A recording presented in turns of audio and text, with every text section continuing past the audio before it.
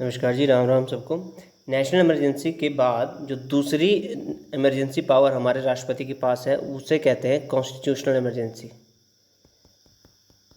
तो constitutional emergency का जो आर्टिकल है वो है आर्टिकल 356 और नॉर्मल बोलचाल की भाषा में इसे कॉन्स्टिट्यूशनल इमरजेंसी नहीं बल्कि प्रेसिडेंट रूल कहते हैं। मीडिया में इसे आर्टिकल 356 के तहत प्रेसिडेंट रूल कहा जाता है, ना कि कॉन्स्टिट्यूशनल इमरजेंसी, जबकि इसका संवैधानिक नाम है कॉन्स्टिट्यूशनल इमरजेंसी। तो कॉन्स्टिट्यूशनल इमरजेंसी जो है नेशनल इमरजेंसी से कैसे अलग है?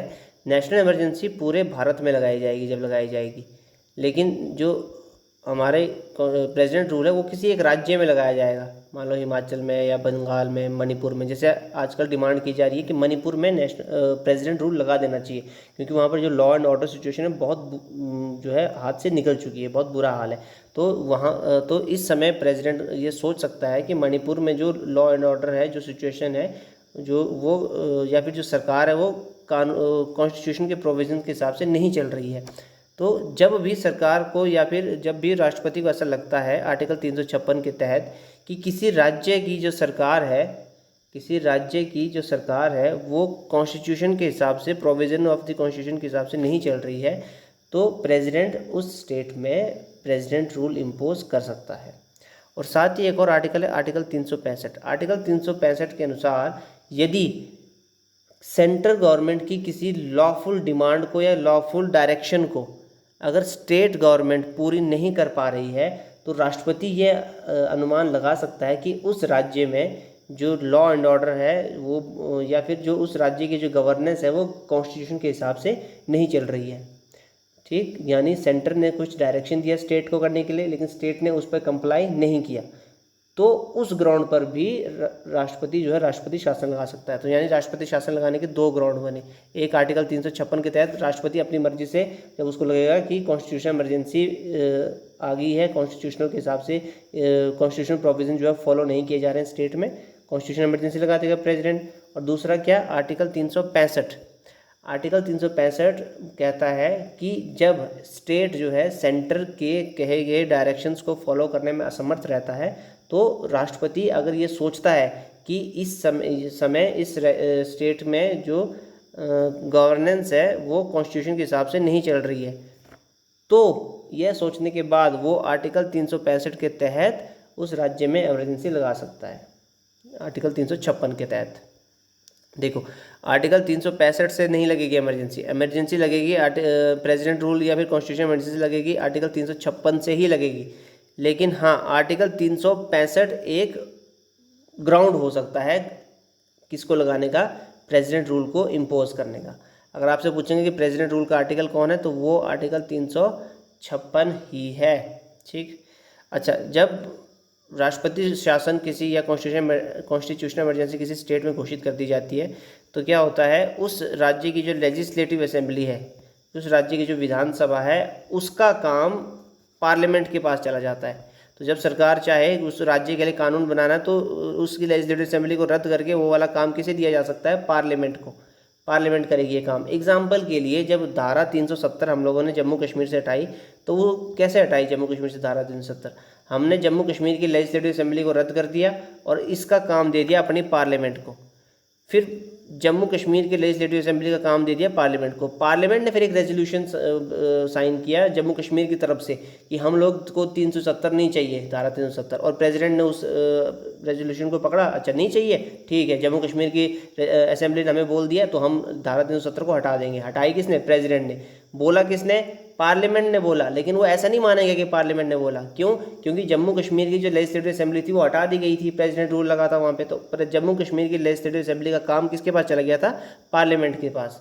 तो पार्लियामेंट ने जम्मू कश्मीर की लेजिस्लेटिव असेंबली की तरफ से वो रेजोल्यूशन पास किया। यानी जब प्रेसिडेंट रूल लगता है तो वो किसी भी राज्य की लेजिस्लेटिव असेंबली को रद्द करके लेजिस्लेटिव असेंबली का काम किसके पास चला जाएगा? सेंटर के पास, पार्लियामेंट के पास। और वो पार्लियामेंट उस राज्य के लिए भी कानून बना सकती है। ठीक है, इसके अलावा कोई भी एग्जीक्यूटिव ऑर्डर जो है वो दे सकता है सेंटर उस समय किसी स्टेट को। ठीक है, यानी कि जो गवर्नर है, जितने भी आईएएस ऑफिसर है, जितने भी आईपीएस है, जितने भी एग्जीक्यूटिव है, वो सब किसके अंडर चल जाएंगे? प्रेसिडेंट के अंडर आ जाएंगे। और प्रेसिडेंट हमें पता है जो भी करता है अपनी मर्जी से तो करता नहीं है, किसके कहने पे करता है? राष्ट्रपति और उसकी प्रधानमंत्री और उसकी कैबिनेट के कहने पे करता है। ठीक है, तो ये समझ आपको आ जाना चाहिए अब तक कि एग्जीक्यूटिव जो हेड है, एग्जीक्यूटिव रोल है वो भी सेंटर के पास चला जाता है, और जो लेजिस्लेटिव रोल है वो भी सेंटर अपने पास ले सकता है जब किसी भी राज्य में हो। क्या इम्पोज करता है? President rule. प्रेसिडेंट रूल का आर्टिकल क्या था? आर्टिकल 356। अच्छा, जब भी प्रेसिडेंट रूल लगाया जाता है किसी राज्य में तो पार्लियामेंट के पास 2 महीने होते हैं। विद इन 2 महीने आपको, विद इन 2 मंथ्स पार्लियामेंट को इसे क्या करना पड़ता है? अप्रूव करना पड़ता है। किसको? प्रेसिडेंट रूल को। एक बार जब प्रेसिडेंट रूल अप्रूव हो जाए उसके बाद ये कंटिन्यू रहता है कितने समय तक? 6 महीने तक। जैसे नेशनल इमरजेंसी भी 6 महीने तक कंटिन्यू रहती थी ना, ये भी 6 महीने तक कंटिन्यू रहता है। और 6 महीने ऐसे इस प्रकार 6 महीने करके अप टू 3 ईयर्स एक्सटेंड किया जा सकता है। Up to 3 years.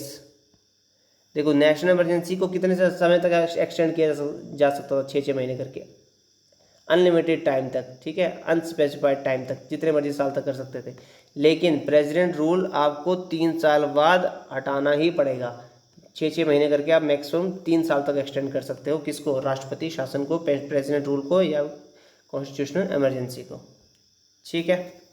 अच्छा, इसके बाद जो लास्ट एक और चीज़ ध्यान देने योग्य है कि जो किसी भी राज्य में जो प्रेसिडेंट रूल लगाओगे वो जुडिशियल रिव्यू के स्कोप में आता है।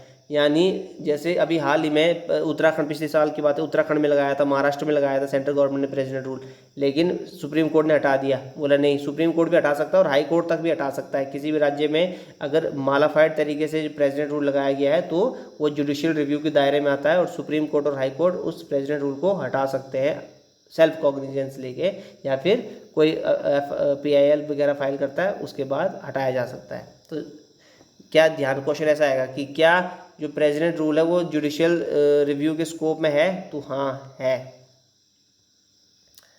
अच्छा, फाइनेंशियल इमरजेंसी, लास्ट जो इमरजेंसी हमारे प्रेसिडेंट के पास है वो है फाइनेंशियल इमरजेंसी। इसका आर्टिकल है आर्टिकल 360। इसके बारे में सबसे पहला क्वेश्चन तो ये पूछते हैं कि ये क्या कभी भारत में लगाएगी? ये नहीं, आज तक नहीं लगी, आज तक नहीं लगी है ये। कौन? फाइनेंशियल इमरजेंसी आज तक नहीं लगाएगी है भारत में। क्यों लगाई जाती है फाइनेंशियल इमरजेंसी?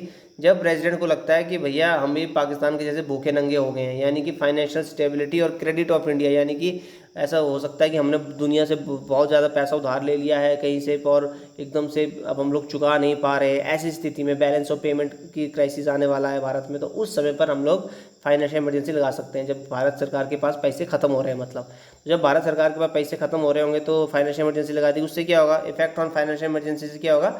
सेंट्रल स्टेट का जो फाइनेंशियल रिश्ता है ना एक, वो हैम्पर हो जाएगा, यानी कि और इस जो स्टेट्स की ग्रांट है वो कम कर सकता है सेंटर। इसके अलावा जितने भी सैलरीज है चीफ मिनिस्टर की या फिर प्रधानमंत्री की, कैबिनेट मिनिस्टर की, जजेस की, IAS ऑफिसर्स की, यानी कि देश भर में सरकारी ऑफिसर्स को जितनी भी सैलरी मिलती है ना वो कम की जा सकती है, वो रिड्यूस हो जाएगी इससे। ठीक है, फाइनेंशियल इमरजेंसी से जो सैलरीज है उस पर फ़र्क पड़ जाएगा। ठीक है, जो फेडरल अच्छा हाँ, मनी बिल्स चुको, जितने जो भी स्टेट अपना बजट पेश करेगा उसके बाद उस बजट को सेंटर चेक कर सकता है। हाँ भाई, कितना बजट बनाया, तो मनी बिल, हर स्टेट का जो मनी बिल है वो सेंटर अपने पास मंगवा सकता है कि हाँ भाई कितना पैसा खर्च रहे हो। स्टेट में पूरे जितने की 28 राज्य हैं, 8 केंद्र शासित प्रदेश है, सब में चेक कर सकता है कि हाँ भाई इतना इतना खर्चा करना है, इससे ज़्यादा नहीं करना। क्यों? पैसा नहीं है इस समय। तो फाइनेंशियल इमरजेंसी में मतलब फाइनेंशियल कंट्रोल जो है ना पूरे देश का, वो सेंटर के पास चला जाता है ताकि स्टेट जो है वो फालतू खर्चा ना करें और जितना भी करें वो भी पूछ कर करें। ठीक है, ठीक है। इसके अलावा क्रिटिसिज्म है यहाँ पे इमरजेंसी प्रोविजंस के हमारे कि जो क्या बोलते हैं, बोलो फंडामेंटल राइट ख़त्म कर देता है जब इमरजेंसी लगती है। ठीक है, इसके अलावा प्रेसिडेंट जो बोले डिक्टेटर बन जाता है। ठीक, फाइनेंशियल ऑटोनॉमी जो है बोला स्टेट्स की वो नल्लीफाइड हो जाती है। फेडरल कैरेक्टर जो है हैम्पर हो जाता है। फेडरल कैरेक्टर यानी कि सेंटर और स्टेट के पास बराबर पावर, तो जब इमरजेंसी लगती है तो स्टेट की पावर कम हो जाती है और सेंटर के पास चली जाती है। तो ये सब कुछ एक क्रिटिसिज्म है जो कि इसे फेस करने पड़ते हैं इमरजेंसी की प्रोविजंस को। लेकिन इसके बावजूद भी देखो उसने क्या कहा है, डॉक्टर अम्बेडकर ने संविधान सभा में कहा था कि मुझे पता है कि जो इमरजेंसी है, इससे इमरजेंसी के प्रोविज़न है इसका मिसयूज़ किया जा सकता है, जैसे कि इंदिरा गांधी जी ने किया था 1975 में। लेकिन उसके बावजूद भी उन्होंने बाद में इसको डिफेंड किया कि देश की इंटीग्रिटी को, यूनिटी को बचाने के लिए ये ज़रूरी है। ठीक, राम राम जी।